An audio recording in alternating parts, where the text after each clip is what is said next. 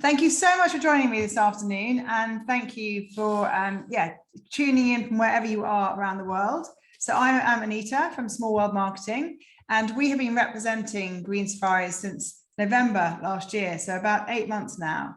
And Green Safaris is really the brainchild of Vincent Kouwenhoven, who is a Dutch gentleman who has traveled extensively throughout Africa and was always very passionate about community and conservation. And he wanted to establish some camps and a safari industry, a safari company in a destination that was really kind of needed tourism, was like frontier tourism. So he looked at destinations like Botswana and South Africa and felt they were so well established with huge support from very, very powerful and effective organizations with a very strong conservation ethos. But actually he felt that Zambia and Malawi were two destinations that actually really needed more help in terms of pushing tourism as an incredible opportunity for them in terms of conservation and community. And so that's where the idea of Green Safaris really came from. The whole ethos of Green Safaris and underpinning everything they do are these 4 pillars, which are outdoing your imagination. So that may be whether it's living in a tree house at Tongabezi or swimming in a pool on top of Victoria Falls. It's really outdoing the guest's imagination. The second pillar is empowering our people. How do we teach our people? It's not just about in terms of them learning through the job. It's actually about how we can go further than that. So really giving them training beyond just the role, teaching them. And this really came to light when during the pandemic at Tongabezi, there wasn't enough jobs or roles for all the staff within the lodge to do because they weren't the tourists. So what they did is they actually set up a community farm, and a lot of the staff went and worked at the community farm. They taught them how to grow things with our 2 full-time community officers. They then sort of selling the fruits of their growing. And actually, a few of the staff loved it so much, they've now carried on being farmers rather than coming back to work in tourism. So it's really empowering the people. Conserving our environment, if you took away everything, what would your footprint be? So that is really where Green Safaris is pioneering, particularly in the silent safari concept. So the silent safari is our e-vehicles, our e-boats, our e-bikes. So it's really minimizing the impact on our environment as much as possible. We're solar powered wherever we can be. And also in terms of engaging our clients with projects. So for example, the reforesting project on Lakoma Island in Malawi. And then the 4th pillar is protecting our wildlife. So with that, we're very lucky in Zambia. There's some really, really strong established wildlife NGOs and charities. So we work very strongly alongside them. So it might be Panthera working in the Kafue, the Zambia Carnival Project, or Conservation South Luangwa. We work really closely with those well-established organizations to ensure that actually we can support them wherever possible. The Green Safaris Foundation actually has a whole separate website. It has a lot of details in terms of what we do. And there's so much that the Green Safaris Foundation does, but also in terms of the guest experience as well, how your guests can actually get an insight into the different projects that we're working on. So in 2021, the foundation actually invested over 200,000 euros into conservation efforts, which is amazing, particularly as that was a year that was obviously quite a tricky year. So the properties themselves, how did this journey start? Well, for Vincent, it actually started with Ila Safari Lodge in the Kafue, and that it was built about 9 years ago. But then he realized he wanted to create more of a circuit rather than just having a one-off property. So 3 years ago, he acquired Kayamaya in Lake Malawi and also Tongabezi at Livingstone as well. Kayamaya and Tongabezi had always had a very strong synergy because they are actually owned by brother-in-laws. James Lightfoot had owned Kayamaya and Ben Parker had owned Tongabezi. And Ben Parker sadly passed away 3 years ago, and the Parker family actually Vincent actually bought Tongabezi from the Parker family, but they're still very involved with the property, which is great. And so suddenly he had these 3 properties, Tongabizi, Ila Safari Lodge, and Kayamaya. And also he wanted to develop other properties as well, so he could create a really effective circuit throughout Zambia. And so last year we opened Chisa Busanga Camp in June and Shawa Luangwa Camp in South Luangwa in July. So suddenly we've got this amazing circuit throughout Zambia, showcasing really the best of Zambia and Malawi. So in terms of accessing the circuit, the flight times between Livingstone and Kafue is about 1.5 hours. From Lusaka to Kafue, you can actually drive. That's about a 3-hour road transfer, or you can fly, which is 40 minutes. And then from Lusaka up to South Luangwa, that is regularly scheduled by, regularly flown by ProFlight, which is a scheduled airline within Zambia. And then from South Luangwa to Kayamaya, at the moment you have to go via Lilongwe and go through customs there. But the longer term plan is to try and get customs officials into Kayamaya so guests can actually fly directly from South Luangwa, from Mafui Airport through to Lukoma Island Airport, which would be amazing because you'd effectively drop those 2 sides of the triangle. So we will obviously keep you updated with that, because that would be a very exciting addition. So the rates for all the properties are very competitive. Tongabizi is a higher price because obviously it's so well established, been going for 30 years, but they're very, very competitive. These are the green season rates, but I will send you through our rate sheet. And also we have some very strong itineraries as well that showcase the different properties. So there's a 7, 9 and 11 night itinerary that I can send through to you as an example to help you with your sales. So our special offers for 2022, we have a stay 4, pay 3. And 2023, because we now have this really well-established circuit, we are actually giving a long stay discounts. So if you book 5 to 6 nights, you get 10% discount. 7 to 9 nights is 20% discount, and 10 nights or more is 30% discount. And we are also subsidizing the flights, particularly between Livingstone and Kafue, because we realize that obviously within Zambia, one of the major barriers is actually the internal flight. It can be very expensive. So starting with Tongabizi, this is where most people, if they were doing an itinerary, would start. They'll start with Victoria Falls and end with Kayamaya, but you can obviously do the other way around if you wanted to.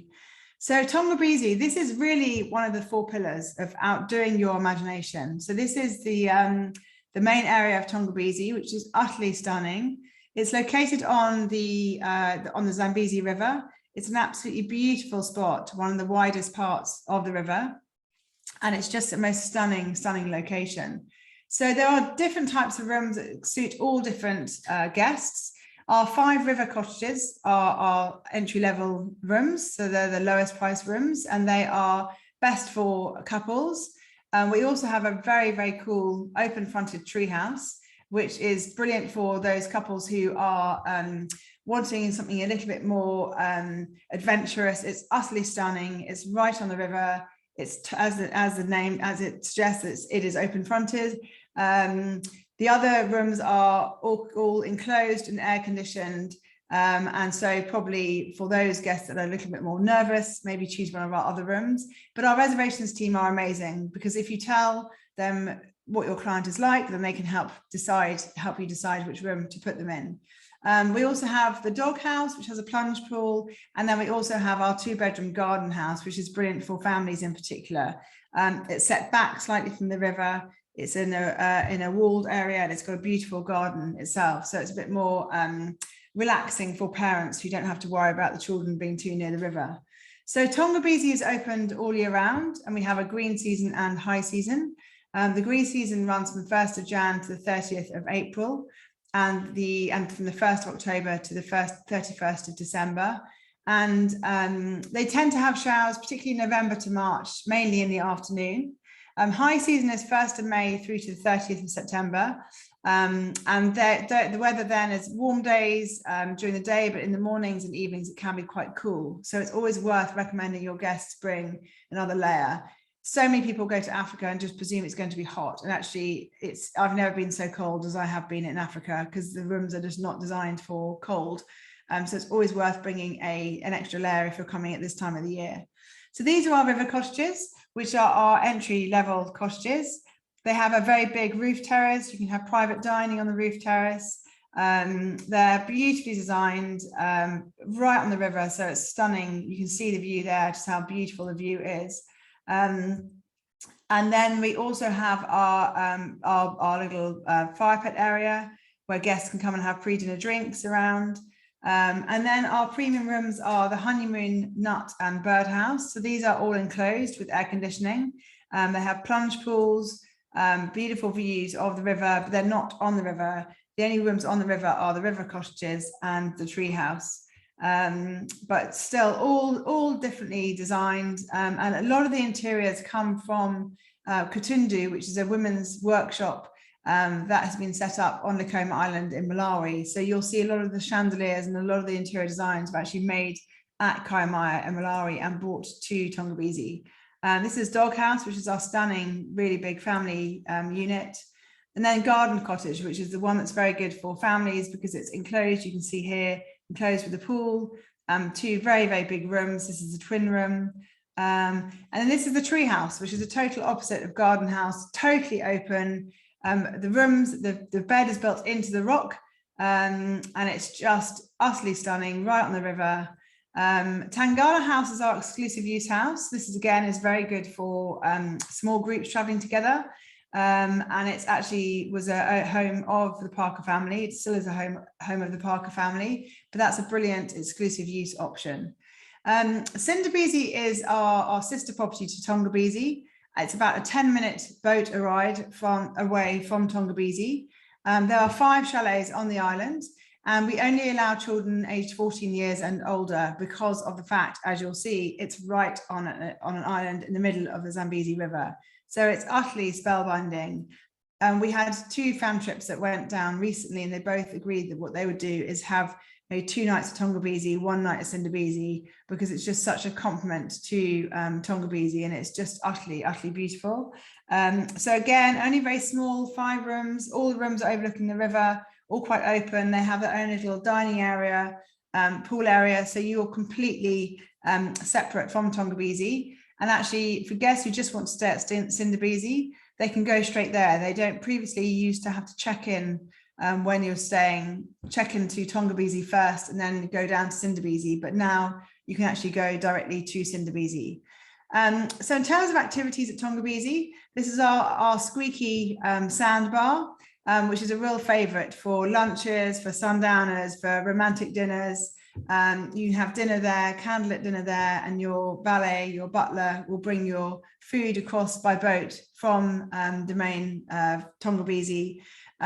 We also have pontoon dinners as well. So again, you can have dinner floating out on the river. This is our dhow from actually from Kaimaya, from Malawi, and we've just changed it to now become solar powered. So it's the first solar powered dhow, but that's very popular for lunches out. It's a really good fun experience to have. But really, when you come to Tongabizi, it's all about Victoria Falls and seeing the falls and experiencing the falls. It's utterly mesmerizing. Tongabizi is about a 30-minute drive from the falls, and Green Safaris actually owns Livingston Island, which is right on top of the falls, and a really fantastic experience. Guests go there, they have lunch, they then go to either Devil's Pool or Angel's Pool, and they actually can sit on top of the falls, which this was our trip that we took last November, which was quite terrifying, quite amazing, but quite terrifying, because you are literally right on top of the falls with water rushing all around you. And what they didn't tell you was that actually you have little fish that live in the pool and like to nibble your feet while you're sitting there, which was just an unwanted surprise, to be honest. But it was amazing, it was exhilarating, and it's a must for anyone coming to this area. Excuse me. Devil Pools opens in August and closes in February, because obviously it is to do with the water level. And in March, Livingston Island actually closes, but again, it depends on the water levels of water. So recently, because we've had unprecedented high levels of rain, we've had to close it early, and it's very controlled, because it's a national heritage site. It's very controlled, so all structures are removable. So there's literally, no footprint that's been left behind. And I've got a message from Ale saying, are they actually making the floating platform lunch and sandbar picnic at Cinderbisi at the moment? Yes, it's done mainly from Tongabisi. They're not doing it from Cinderbisi, but they do it from Tongabisi, and that's happening at the moment. Let me just go on to the next slide. So moving on to Ila Safari Lodge. So Ila Safari Lodge is in the Kafue, and the Kafue is Africa's second largest national park. It's absolutely enormous, and it was the park of Africa kind of 4 decades ago. It was where really, it was the park of Africa. And apparently Margaret Thatcher actually had a state home in Kafue where heads of state would fly in and have meetings with her. But unfortunately, due to the last few decades of mismanagement, poaching has been very bad. And so the park has really kind of lost its mantle as the kind of one of the key parks of Africa. So what is very exciting is, as of the 1st of July, African Parks have taken on a 20-year management plan for the park, which is amazing because in terms of the wildlife experience, it's just phenomenal. But there's a very small number of properties within the Kafue Park. So you have this incredible wildlife experience where you are really the only vehicle experiencing the wildlife. The wildlife can be more skittish, so it's not like going to the Mara or Serengeti where it's everywhere, but it's so worthwhile because it is still very plentiful and you will be the only ones seeing that wildlife. So it's a very, very special area. Ila Safari Lodge is actually named after the Ila tribe, which is a local tribe, which unfortunately are very, very small now. Our guide, who was at Ila Safari Lodge, was actually from the tribe, but there's a very, very few numbers of them now. But they are amazing. They have these incredible hats that you'll be able to see photos of within the lodge. So Ila Safari Lodge, there's 12 rooms in total. It's built on the river, so it's beautiful because you have this water in front of you. And all the rooms are located along the river. They're built on wooden platforms, thatched roofs, but tented sides. 2 of them are family tents. They have two rooms, and 2 of them have very, very large platforms with a beautiful big bathroom on it as well. And so it's closed from 31st of January to 3rd of March. The green season runs from the 3rd of March to the end of June. Then our July season is now, our high season is now, 1st of July through to the end of October. And then rainy is November and December. So it is, the green season is absolutely spectacular. Although it is hot, it's really beautiful. And these are the rooms, so very, very large and spacious, all looking out over the river. This is one of the rooms with one of the 2 rooms with the big bath on it, but beautiful location right on the river. And this is their infinity pool, which is stunning as well. But in terms of the park itself, so as I say, it's the 2nd largest national park in the world, over 8.5 square miles. It was established back in the 1950s, and it's got a huge variety of habitats. It's actually supposed to be the second, has the 2nd largest wild dog population. Because it's such a huge area, they have a huge territory to roam across, which is what wild dog need. And they have 500 recorded species of bird as well. The game there, when we were there, was amazing. We saw a cheetah with a kill, and she was, it was really interesting because she had a cataract in one eye. So she was very easy to identify. Panthera, which is the charity that works very, very closely with the cats, have been monitoring the cats in that area, and were really interested because they hadn't seen that cat before. And but it was amazing because we got really close to her, and that's when we realized how special the silent safari vehicles are, because we were in an e-vehicle and we went right up close to her with her kill, and then she was very happy for us to sit there watching her. And then normally when you restart the engine, you have this noise of diesel, but this, we just literally glided away from her. So it was the most incredible safari experience. We also saw lots of ellies, pride of lion, and we were only there 24 hours. So there is plentiful, there's lots of game, but it is just more skittish because there's not been as many tourists. But this is why it's so important that properties like Ela Safari Lodge are set up in these areas to be able to bring in revenue, to be able to manage the park, and for the game to hopefully get more used to tourists as well. So this is really where you experience the silent safaris as well. So we have our e-vehicles and we also have an e-boat. And so you can go out and have a completely silent game experience. And the amazing thing is that you can just hear, first of all, you can hear your guide really clearly. And secondly, you can hear the birds, the wildlife, everything is just amplified because you've taken away the noise of the diesel. And on the water, it's very special. Again, you're just drifting up the Strut River with no noise, which is very, very special. You can also do walking safaris in Kafue, and we have bush dining, so bush lunches, bush breakfasts. And then it's a short hop across to Chisa Busanga Camp. So Chisa Busanga Camp opened last year, and it is only 4 nests. These rooms we call nests, and we call them nests because, as you can probably guess, they are designed, the inspiration for the design came from the weaver bird's nest. And they are designed so like this, so they're elevated off the ground, partly because the Busanga Plains is underwater for half of the year. And secondly, to really impact or minimize the impact on the environment and the game by raising them off the ground. So Vincent and his architecture friend were trying to think about designs for this new camp they were going to build, and they looked up and they were sitting under a weaver bird's nest. And so they just suddenly thought that is exactly the design we want to create. So there's only 4 nests and it's got a much shorter season. So they open the 1st of June through to the 15th of November. Green season being the month of June and the month of November, and high season being the rest of the time. These are the nests. So this area is phenomenal for game viewing because it's the plains, because it's a floodplain for 6 months of the year. When the waters recede, the grass grows back very strongly. And so you then get lots of plains game, and because you have plains game, you then get predators. So it is during the month that it's open, it's just the most phenomenal game viewing.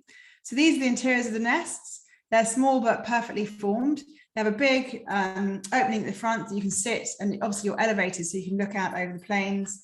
And then behind your head here, and when you're lying in bed, you have that window and you can look up and see the stars. So it's just the most special design. The main area is quite simple in design, but really effective because obviously it's underwater for 6 months of the year. So what they do is they take down the tent, they take down everything, take away all the furniture, and it's just the concrete platform, which then the flood comes over. And then when the waters recede, they come back, they wash it all down, they put up the tent, and there we go. This beautiful main area is put back up. Because there's only ever 8 guests in any one time, it's quite a small but really lovely, very comfortable, beautiful main area. And again, at Ela Safari Lodge, it's totally solar powered. It's they have the e-vehicles, so it's totally silent, and we also have e-bikes as well. So you can go cycling off on these e-bikes and the plains. So the Busanga Plains have this amazing mist, which appears, particularly in the morning. You can see it when the heat of the day is rising. The water, effectively, the mist rises off the land, and it's the most beautiful, unique kind of mist. And with the sunrise coming up, the colours are just incredible. Then twinning with moving on to Shawa Luangwa Camp. So you'll fly back via Lusaka and then up to South Luangwa. So South Luangwa is really the home of walking safaris. And Shawa Luangwa Camp is has been built in partnership with this guide here, Jacob Shawa. He is a legendary walking safari guide. He worked for Norman Carr for years. He's been voted Wanderlust, one of the top 8 guides in the world. He's an absolute legend in the Luangwa Valley. What happened was that he took Vincent on safari, and Vincent was talking about how he wanted to set up a camp in South Luangwa, and Jacob had this area, but didn't have the means necessary. So they decided to combine and set this camp up together, and it was opened in July. So it was opened in last year, in June last year. And again, it's small, only 5 rooms, 5 tents. So there's 4 tents, and then there's a family unit with 2 connecting tents. Open the 1st of May through to the 4th of January. And this is the main area here. So it's located on the Luangwa River. It's in the GMA, which is great because it means that it's slightly cheaper. We don't have the bed night levies you have in the park, but it's right opposite the amazing game viewing area of Nsefu. So what happens is in the mornings when you go on your game drive, it's like a 2-minute drive down to the river. You cross the river on the pontoon boat and you are then in Nsefu in this amazing game viewing area, and you're there about an hour before any other guests get there because other guests have to come through the main gate and then come into the park that way. So you really have a head start on the game viewing first thing in the morning. So it's a brilliant location, and it's just lovely being on the river. So this is the main communal area, and then the swimming pool, which is much needed. When we were there in November, it was very hot, so we did love wallowing in the pool, watching the game from the pool. And these are the tents. So they are, again, like Chisa, they are elevated off the ground, and it's because to minimize the impact on the environment. They're all built on these wooden platforms, and they're built what I think they look almost like Harry Potter hats. They raise the sides up so you can get the air in, and it's designed like this so that the hot air can rise up through the top of the tent. They all have their own bars and outside showers. And this is the family unit, which is 2 tents next to each other. But again, because they're raised up, you have this incredible view over to the park and to all the game. South Luangwa is really known for its walking safaris, but also you can do game drives in our e-vehicles. The camp, like Chisa, is 100% solar powered. And actually, I'd really recommend guests going to see the solar units because it's really interesting to see, you know, what they've done and how they've created it. These birds you can see are carmine bee eaters, and they come and nest into the banks of the river. So it's phenomenal going to see those, and this beautiful bright pink birds just flying into their nests. But also one of the main things you do at South Luangwa is the walking safaris with Jacob, and he is there to host the guests, and he is just the most incredible guide. And then finally moving on to Kayamaya. So this is your beach ending. And as I say, at the moment, you have to go via Lilongwe. It's about an hour flight down to Lilongwe, and then about a 50-minute flight onto Likoma Island in Lake Malawi. And people go on safari in Southern Africa often then go to the coast, the ocean coast, whether it be Maldives or Mauritius or Mozambique. But actually what's amazing about this area is that you've got an incredible coast, but on a lake. So when you're sitting on Kayamaya's beach and you look out, you don't see any land at all. So it is like you're on the coast at the sea. But the great thing is it's fresh water, so you don't have the salt feeling in your hair. They test regularly for bilharzia, because there is bilharzia in Lake Malawi, but they test regularly for bilharzia in this area, and there's no bilharzia in the bay. So Kayamaya was built about 25 years ago by James Lightfoot, and is the most special beach property. There are 12 rooms in total, all quite different designs. So what I will do is I won't go through every room now, but essentially we have a PDF I'll send you with a description of each room, and the reservations team are brilliant at matching your guests to the right room. So if you can give them information like, if some of your guests aren't as mobile, they won't put them in the room where there's steep steps, so they can match them to the rooms that suit them best. So it is open 1st of April through to the 4th of Jan, and the green season is 1st of April through to end of July, and then 1st of November through to the end of December. So it's actually really nice temperature. When it's open from April through to January, it's a beautiful temperature. So it's really nice to go anytime, and there's no kind of time where it's an absolute optimum. This is the main beach lounge area, and bar area. It's just a beautiful spot with really cool designs. A lot of the designs are made at the Katundu workshop, which is next to the property. And all the rooms have either a view either on the lake, or they have a plunge pool, so you have very easy access to water, and just absolutely stunning. So these, you can see here the kind of chandelier beading behind the beds, and the cushions and the throws are all made at the Katundu workshop, which I will show you a photo of a bit later on. This is one of the rooms that has a plunge pool. We're actually, Kayamaya has had quite a big renovation, and all the rooms are now painted white like this. and we're having a really great photographer going down in September. So I'll be able to send you updated photos then, which will be very exciting because it's had a real kind of freshen up, and is very, very special. So in terms of activities you can do at Kaimaya, there's loads. You've got obviously snorkeling and diving. We have a PADI certified dive centre, and there are hundreds, if not thousands, of endemic species of fish within the lake. Even within our bay, there's endemic species of fish.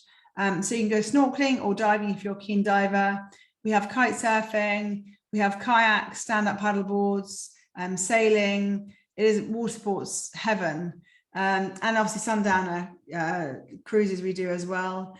And then this is the Kutundu workshop, which I mentioned. So what they do here is they get the old empty wine bottles and glass bottles. They break them down. They then put them into this white tube with stones and with sand, and they spin it really, really fast. So it softens the edges of the glass. They then make that glass into chandeliers that they then use for green safaris, but also they export around the world. So these are some of the chandeliers in situ. And then in terms of the wider island experience, so they have e-bikes, so guests can take e-bikes and just get given a map and go and explore the island. It's incredibly safe. And this is Alice, my colleague, and we went cycling through local villages, which was great, just seeing local kids and meeting the local kids. And then this cathedral on the right-hand side is Africa's second largest cathedral, and it's built here in Likoma Island on Lake Malawi. So it's an absolute must for guests to go and see the cathedral. It's a really unexpected experience. You feel like you're standing in a cathedral in rural Somerset in England, and yet you're in the middle of an island in Lake Malawi. Also yoga. We don't always have a permanent yoga instructor. We were very lucky when we were there. We did yoga with the instructor who was brilliant. But essentially that is a very quick overview of the properties. I will send you, as I say, we've got really good fact sheets on each property, which I'll send you. I've also got 3 itineraries, a 7-night, 9-night and 11-night itinerary I'll send through to you as well. So I've got some couple of questions here. Christy has asked, what is the best way to get to Kaimaya? At the moment, you have to go through Lilongwe. So you go through Lilongwe to go through customs, and then it's about a 50-minute flight up to Likoma Island. Michael, the disease organism they're testing for in the water is called Bilharzia, and it's a waterborne disease. And I have actually had Bilharzia, and it's quite dangerous because you don't immediately know you've got it, so it can stay in your system for quite a long time, and it lives in the shallow parts of fresh water. So it can be found in Lake Malawi, but they test regularly for the disease at Likoma Island and at Kaimaya, and the waters are totally clear where they are about, because you might be asked by your clients for the proper name, which I won't try and answer on the webinar. Have I got any other questions? Hopefully that means I've covered all your queries. But yeah, as I say, we've got Stevie Mann, who is an amazing photographer, going down to do the photographs for Kaimaya, Chisa and Shawa in September, and that will be very exciting because it's really hard to convey just how beautiful properties are, and particularly Kaimaya. I think it's because all the rooms are so unique and different. It's been very hard to actually really photograph it over the years, but it's looking so stunning at the moment, and it's going to be really exciting to be able to showcase it properly. Christy, yes, on the fact sheets we do have details about how to get to each property. Essentially, the reservations team are great at helping you, so they will help you with all the transfers and all the logistics, because they are so used to doing the wider itineraries, so including a number of different properties, that they can help you very easily. But the other thing that's really important to note is that if your guests want to learn more about what they're doing in terms of the projects and the initiatives, then they really actively encourage at every single property you can go and see the project. So whether it be at Tongabizi, going to the Tujutani school, which is right next door, or the community farm they've set up, or whether it be at Kafui of the Ela Safari Lodge, meeting the Panthera guys, who are really happy to come and talk to the guests in the evening, talk about what they're doing. Obviously at Kaimaya, you can literally like cycle next door to go and see Kutundu workshop, or go and see the community project. At every single property, the only one that's harder is Chisa, because Chisa is in the Basanga Plains, so they're not near a property, a project as such, but obviously you can learn about how we're working with the Carnival Project up there and the different conservation NGOs that are set up in that area. So thank you so much. Hopefully I've answered all your questions, and thank you for joining me this afternoon. Our next webinar is in 2 weeks' time, and we've got coming up, we've got Santorini, Mozambique, Boshendal in South Africa, and House of Wayne in Kenya. So thanks so much for joining me this afternoon, and I look forward to seeing you at the next webinar very soon.